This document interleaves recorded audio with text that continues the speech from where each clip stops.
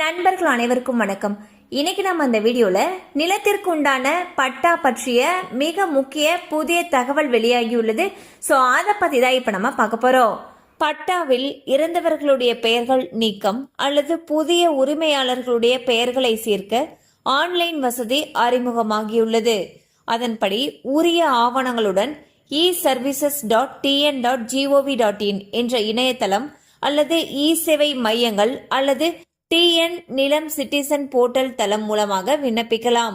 இதன் மூலம் அலைச்சல் இல்லாமல் பட்டாவில் எளிதாக பெயர் மாற்றம் செய்து கொள்ளலாம். சோ பாத்தீங்கன்னா தமிழக அரசு ஒரு சூப்பரான அப்டேட்டை வெளியிட்டிருக்காங்க. அதுல என்ன சொல்லியிருக்காங்கன்னா, பட்டால உரிமையாளருடைய பெயர்ல ஏதாவது மாற்றம் செய்யணும்னு நினைச்சோம்னா அதை ஈஸியா வீட்டுல இருந்தே பண்ணிக்கலாம்னு சொல்லியிருக்காங்க.